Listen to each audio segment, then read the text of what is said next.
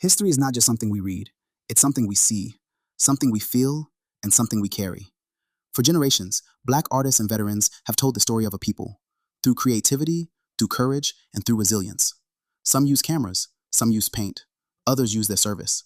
But all of them shaped history, because history isn't just words on a page, it's real, it's lived, it's documented. And if we really want to understand it, we have to look at the people who created it and the impact they left behind. In the early 20th century, during the Harlem Renaissance, Black culture experienced a major shift.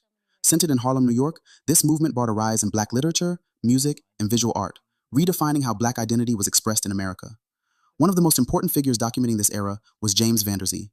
Vanderzee operated a photography studio in Harlem where he created thousands of portraits that captured everyday life, families, couples, community leaders, and Black soldiers. His work was highly intentional. He used double exposures, retouching, and carefully designed studio settings to elevate his subjects, often adding symbolic elements like halos, clouds, or luxurious interiors. These choices were not accidental. They were a response to the limited and often negative representations of Black Americans in mainstream media at the time. His photographs created a visual archive of Black life that emphasized dignity, success, and pride, preserving a historical record that might otherwise have been overlooked. While some artists focused on documenting life, others used art to confront difficult truths. That is central to the work of Joyce J. Scott is an American artist known for combining beadwork, glass, and fiber techniques to address themes such as racism, sexism, violence, and inequality. Her work is deeply influenced by African American craft traditions and the teachings of her mother, artist Elizabeth Talford Scott. Through sculpture and wearable art, she blends intricate craftsmanship with powerful social commentary. Her work challenges viewers to engage with difficult parts of history, making visible the experiences and injustices that are often ignored. Scott's art reminds us that creativity can also be a form of resistance, a way to speak when silence is expected. In another way, art becomes a tool for re-examining history itself. That is the focus of Kehinde Wiley. Wiley is known for his large-scale portraits that place contemporary Black subjects into the visual language of classical European portraiture. Historically, these styles were reserved for royalty, nobility, and powerful figures, almost exclusively white subjects. Wiley recreates these compositions using everyday people, positioning them in poses inspired by historical paintings and surrounding them with ornate, decorative patterns. Through this approach, he challenges traditional narratives of art history and questions who has been included and who has been excluded. In his exhibition, An Archaeology of Silence, Wiley explores themes of loss, vulnerability, and the impact of violence. These works draw from historical representations of fallen figures, transforming them into modern memorials that reflect contemporary experiences. His art expands the narrative of history, creating space for new stories to be seen and recognized.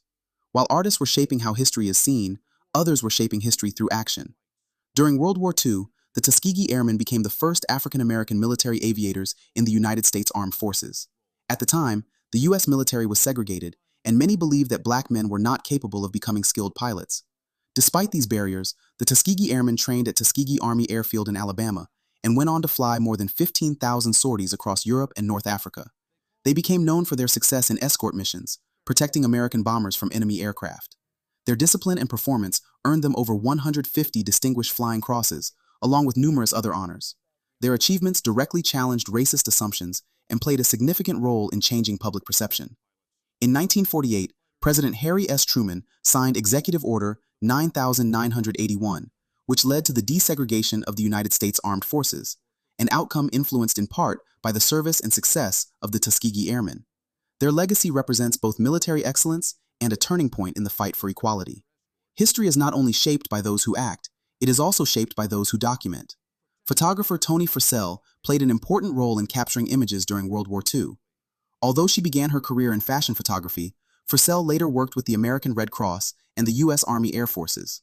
Her photography focused on a more natural and human perspective, often capturing soldiers in candid, unposed moments rather than staged scenes. She photographed women serving in the military, as well as Black servicemen, including members of the Tuskegee Airmen. At a time when their contributions were often underrepresented, her work helped bring visibility to their experiences. Her photographs provide an important historical record, documenting not just the events of war, but the people who lived through it. When we look at these stories together, a pattern begins to emerge. Art and service may take different forms, but they serve a similar purpose. They document experience, they preserve memory, they shape how history is understood. Artists create visual records of identity, culture, and truth. Service members defend the freedoms that allow those stories to exist. Both contribute to the larger narrative of history. When we look at a photograph, we are seeing a preserved moment in time. When we look at a work of art, we are seeing a perspective shaped by experience. And when we study those who have served, we are learning from individuals who lived through history in real time. These are not separate stories, they are connected. Each one adds to a deeper understanding of who we are, where we have been, and how we move forward. And that's what this is really about. Not just learning history as information, but understanding it as experience, engaging with it, reflecting on it, and recognizing that it continues through us.